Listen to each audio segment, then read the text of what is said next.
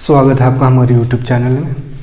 तो इस वीडियो में देखेंगे 8 क्लास का मैथ एक्सरसाइज 14.2 है ना, क्षेत्रमिति पढ़ रहे हैं। 14.1 कंप्लीट हो चुका है।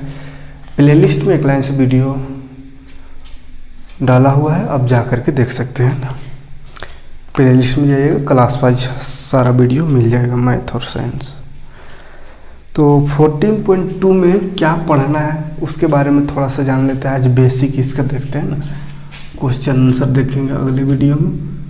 पहले इसका बेसिक समझते हैं क्या पढ़ना है और वो क्या होता है। ठीक,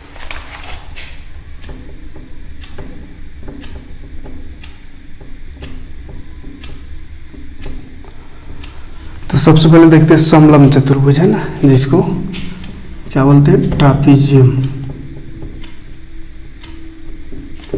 इसका अगर हमको क्षेत्रफल निकालना हो तो कैसे निकालेंगे। तो समलंब चतुर्भुज किसको बोलते हैं, तो जिसका दो भुजा समांतर हो उसको समलंब चतुर्भुज कहते हैं। जैसे ये दोनों समांतर भुजा है, ठीक है। तो चूंकि ये चैप्टर क्या है, क्षेत्रफल है ना, क्षेत्रफल निकालना है।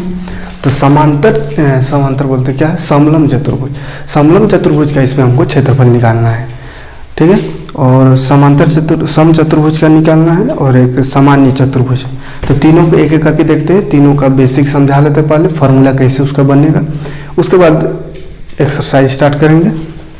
तो देखिए समांतर चतुर्भुज, समलंब चतुर्भुज में दो समांतर भुजा होनी चाहिए, मतलब एक जोड़ा, ये इसके समांतर है, ठीक है। अगर दोनों तरफ से ये भी इसके समांतर रहता तो क्या बोलते हैं, समांतर चतुर्भुज। तो समलंब में एक समांतर भुजा होता है ना, ये दोनों समांतर है और ये ऐसा है, ये ऐसा है, यानी उल्टा है, ये समांतर नहीं है अगला वाला, ठीक है। तो इसमें क्या होता है कि समांतर भुजा का क्या गुण है कि इसका ऊंचाई, यानी ये ऊंचाई है, या कहीं से भी ऊंचाई निकाले, यानी ये दोनों का बीच का दूरी, समांतर भुजाओं की बीच की दूरी हमेशा इक्वल होता है, ठीक है। तो ये ऊंचाई ये सब पूरा इक्वल होगा, ठीक है। तो फिलहाल हमको एक इसको जरूरत है इसका, ये क्षण ऊंचाई, यानी ऊंचाई इक्वल रहता है, ठीक है। तो इसका क्षेत्रफल निकालने के लिए क्या करेंगे, क्षेत्रफल देखिए सबसे पहले क्षेत्रफल क्या होता है, तो इसका अंदर का जितना भी भाग है वो सब क्षेत्रफल में है। ये टोटल एरिया, टोटल भाग हमको फाइंड करना है ना। परिमाप मतलब बॉर्डर होता है, पहले ही बताए थे, है ना। परिमाप मतलब बॉर्डर और क्षेत्रफल मतलब अंदर का भाग। तो हमको अंदर का भाग निकालना है। तो देखिए इसका अगर हमको फॉर्मूला याद ना हो तो कैसे करेंगे। तो समांतर चतुर्भुज का तो फॉर्मूला याद है, क्या कि इससे पहले पढ़े, आधार इंटू ऊंचाई होता है समांतर चतुर्भुज का, है ना। या समांतर चतुर्भुज आयत जैसा होता है, तो आयत का जो फॉर्मूला होता है लंबाई गुना चौड़ाई, उसी तरह इसको भी मान सकते हैं, लंबाई गुना चौड़ाई।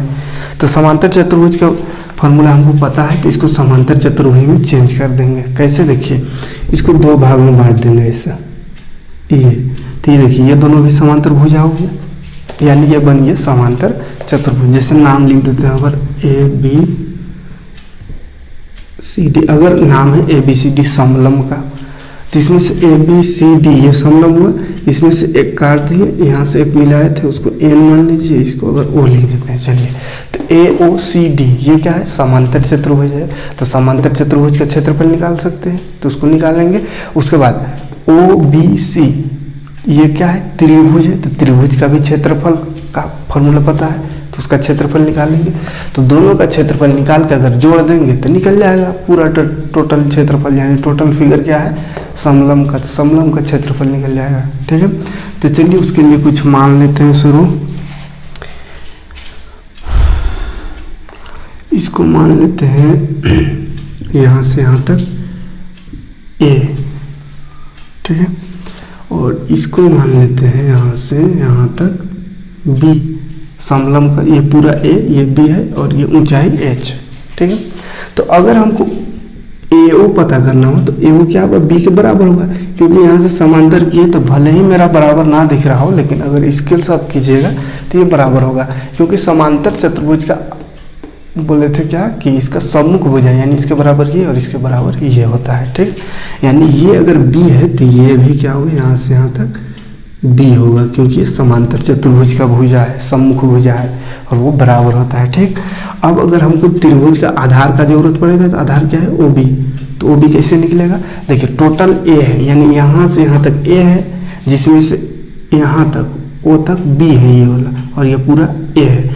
तो इसको अगर ए से अगर बी को माइनस कर दे तो इधर वाला निकल जाएगा, यानी क्या करने से टोटल ए है उसमें से बी को हटा दिए, यानी क्या माइनस कर दिए, बी को माइनस कर दिए तो निकल गया उधर वाला भाग।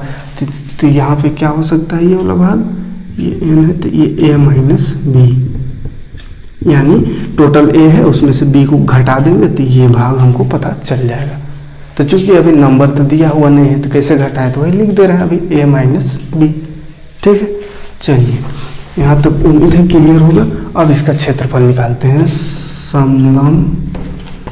समलम कौन बन रहा है, ए बी सी डी है ना, का क्षेत्रफल। तो इसका क्षेत्रफल निकालने के लिए क्या करना होगा, समांतर चतुर्भुज पहले, तो समांतर चतुर्भुज का क्षेत्रफल प्लस त्रिभुज का क्षेत्रफल। ठीक है, दोनों का क्षेत्रफल को जोड़ देंगे तो निकल जाएगा टोटल क्षेत्रफल, है ना। तो समांतर चतुर्भुज के क्षेत्रफल क्या फॉर्मूला क्या होता है, आधार इंटू ऊंचाई। ठीक है, प्लस त्रिभुज के क्षेत्रफल क्या होता है, 1/2 इंटू आधार इंटू ऊंचाई, है ना, ये फॉर्मूला है, कोई दिक्कत नहीं। देखिए आधार कितना है किसका, चतुर्भुज, तो चतुर्भुज ये वाला है, तो चतुर्भुज का आया आधार ए ओ है, यहाँ से यहाँ तक आधार है यानी ए ओ, या इसको बी माने हैं तो डायरेक्ट लिख देते हैं बी।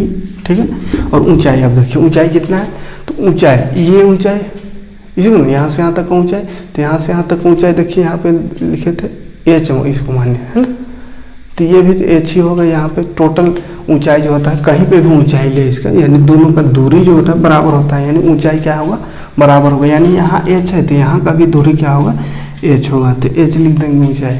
ठीक है, अच्छा प्लस 1/2 फिर से आधार, तो ये कौन सा आधार है, त्रिभुज का, तो त्रिभुज का आधार क्या है, ओ बी, ये आधार है, जिसमें क्या माने ए माइनस बी, आधार आया है क्या, ए माइनस बी, तो रख दीजिए इंटू ऊंचाई। ऊंचाई कितना है, तो इसका भी तो ऊंचाई एच है, तो एच कर दीजिए। ठीक, कोई दिक्कत नहीं। अब देखिए एच यहाँ भी है यहाँ भी है, कॉमन निकाल देते हैं, तो एच अगर कॉमन निकल गया तो क्या बच गया यहाँ बी प्लस 1/2, इसको इंटू कर देते हैं, एच तो यहाँ से निकल गया, लेकिन ये गुना होगा दोनों से, तो दोनों से गुना कीजिए, 1/2 को ए से करें तो 1/2 ए, फिर माइनस तो माइनस 1/2 और बी गुना होगा तो 1/2 बी। ठीक है, एच बाहर आ गया है।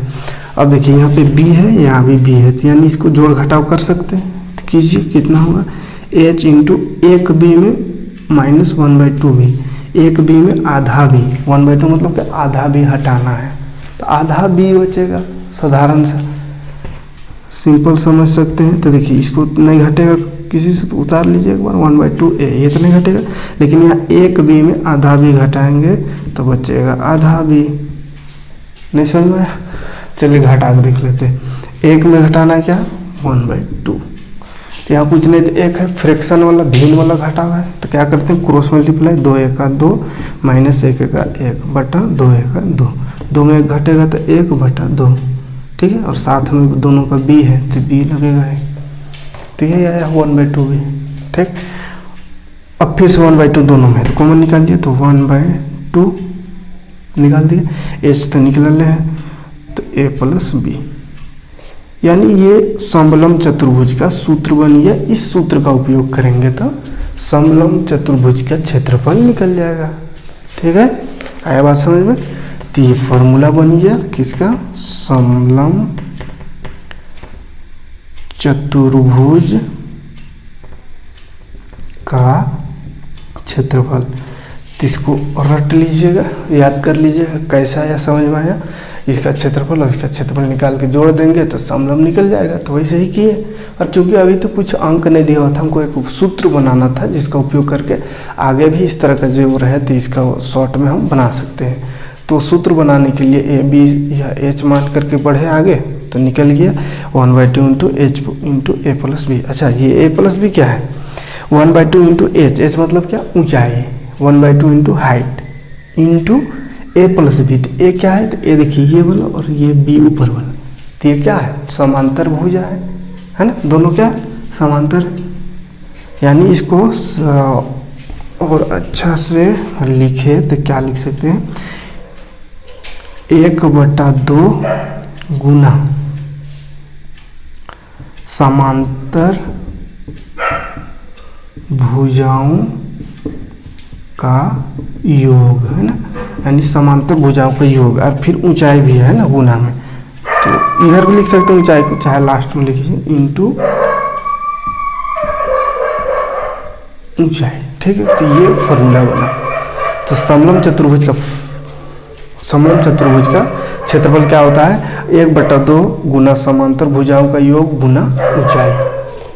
ठीक, यानी 1/2 करेंगे, समांतर भुजा दिया हुआ रहेगा, दोनों को जोड़ देंगे और ऊंचाई दिया हुआ रहेगा उससे गुना कर देंगे, तब हमको क्षेत्रफल निकल जाएगा। ठीक, कोई दिक्कत नहीं आता। देखते हैं अगला।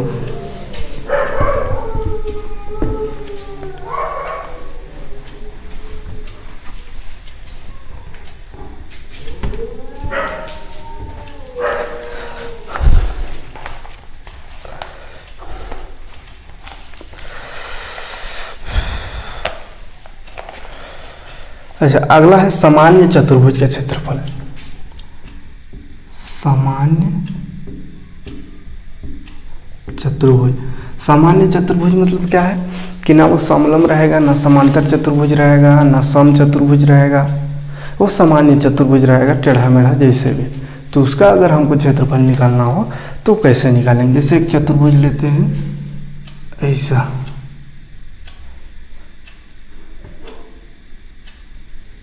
ये ठीक है, तो ये चतुर्भुज का कोई प्रकार नहीं है, ना समांतर है, ना समलम है, ना सम है, ना वर्ग है, ना आयत है ना, सिर्फ 4 भुजा है तो चतुर्भुज है।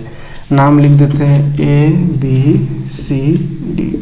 अगर इसका हमको क्षेत्रफल निकालना हो तो क्या करेंगे, देखिए 2 त्रिभुज में इसको बांट देंगे, है ना, कैसे, तो ये दोनों को विकर्ण को मिला देते हैं, डायगोनल मिला देना है विकर्ण को, तो एक ये त्रिभुज बन गया और एक ऊपर में त्रिभुज, तो 2 त्रिभुज बन गया। दोनों त्रिभुज का अगर क्षेत्रफल निकाल के जोड़ दें तो टोटल हमको क्षेत्रफल निकल जाएगा। ठीक है, तो त्रिभुज का क्षेत्रफल निकालने हमको ऊंचाई चाहिए, तो ऊंचाई क्या है, ये वाला ऊंचाई है, यहाँ ये वाला ऊंचाई है।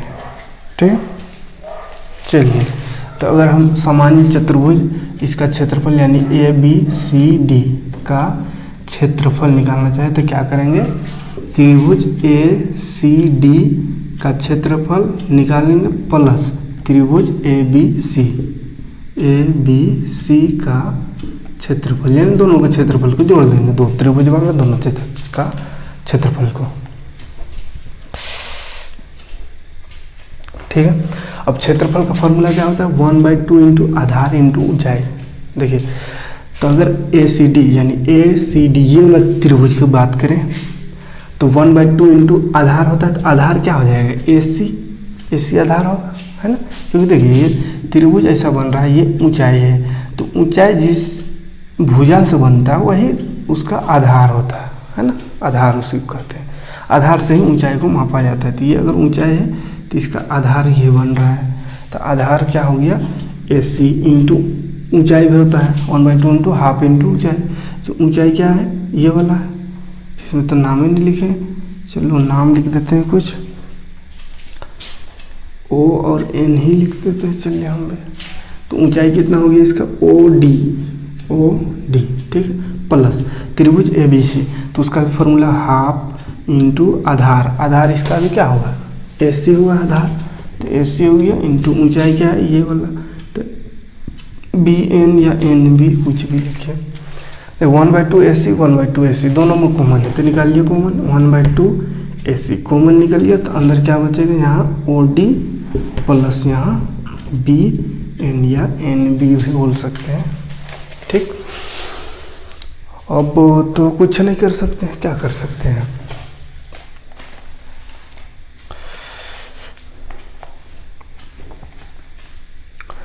तो देखिए अगर हम इस ऊंचाई को मान लेते हैं H1, ये ऊंचाई को H2, ठीक है, और यह तिरछा लाइन क्या है, विकर्ण है, विकर्ण को इंग्लिश में डायगोनल कहते हैं, तो D से लिख सकते हैं उसको, है ना, यानी इसको अगर सूत्र के रूप में लिखना चाहे तो हम ऐसा लिख सकते हैं 1/2 इंटू AC। AC मतलब डायगोनल इंटू क्या H1 प्लस H2।